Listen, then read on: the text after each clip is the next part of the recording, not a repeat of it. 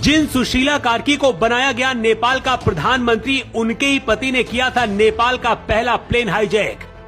Plane में सवार थी बॉलीवुड की सबसे खूबसूरत अभिनेत्री। नेपाल के 99% लोग आज भी नहीं जानते ये सच। पत्नी बनी प्रधानमंत्री, लेकिन पति कैसे बना गुनहगार? कौन है नेपाल की पीएम सुशीला कार्की के पति दुर्गा सुवेदी? पहले जज फिर बनी नेपाल की पहली महिला प्रधानमंत्री। सुशीला कार्की ने जज रहते हुए कई ऐसे फैसले दिए जिसका असर ऐसा हुआ कि नेपाल के लोगों ने तय किया कि सुशीला कार्की को ही प्रधानमंत्री बनाया जाए। लेकिन जानकर आप हैरान रह जाएंगे कि जिस नेपाल में सुशीला कार्की प्रधानमंत्री बनी है, उसी नेपाल की एक एयरलाइंस को उनके पति ने हाईजैक किया था। नेपाल का जब नाम लिया जाता है तो राजशाही के बिना नाम अधूरा रहता है। जब तक राजशाही रही, उसका विरोध माओवादियों ने किया, और जब राजशाही 2018 में हमेशा के लिए खत्म हुई तो पहले से भी ज्यादा बुरे हालात बन गए और सिर्फ 17 साल के अंदर नेपाल में 14 प्रधानमंत्री बनाए गए। इस रिपोर्ट में हम आपको बताएंगे कि आखिर नेपाल की नई प्रधानमंत्री सुशीला कार्की के पति ने क्यों अपने देश का प्लेन हाईजैक करके उसे भारत में लैंड कराया और उसमें भरा पैसा भारत के एक राज्य में छुपाया था। सबसे खास बात यह है कि जिस प्लेन को हाईजैक किया गया था, उसमें भारत की सबसे खूबसूरत अभिनेत्री भी थी। 1973 में राजा महेंद्र के शासनकाल के दौरान नेपाल का पहला विमान अपहरण हुआ था।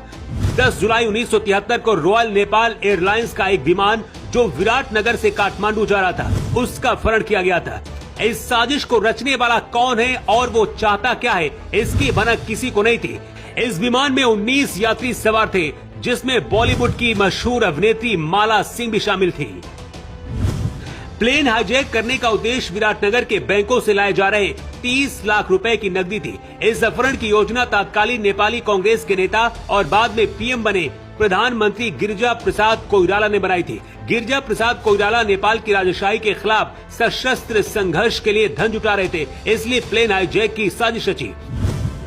नेपाल की नई पीएम बनी सुशीला कार्की जब बनारस में पढ़ती थी, उसी दौरान दुर्गा सुवेदी से दोस्ती और फिर प्यार हुआ, जिसके बाद उन्होंने शादी की बाद में। लेकिन दुर्गा सुवेदी राजनीति में एक्टिव थे और उस दौरान गिरिजा प्रसाद कोइराला के बहुत करीबी माने जाते थे।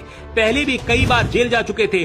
1973 में कुछ दिन पहले जेल से बाहर निकले थे और उसके बाद हाईजैक किया हुआ प्लेन को लेकर भारत के बिहार के फोर्सगंज में उतारा था। प्लेन से लूटा गया पैसा दार्जिलिंग ले जाया गया। सुवेदी और अन्य अपहरणकर्ताओं को बाद में मुंबई में गिरफ्तार किया गया था और 2 साल तक की सजा हुई थी। लेकिन भारत में 1975 में आपातकाल के दौरान उन्हें रिहा कर दिया गया। लेकिन इतना सब कुछ होने के बाद भी सुशीला कार्की ने अपनी एक अलग पहचान बनाई। पहले वकील बनी, फिर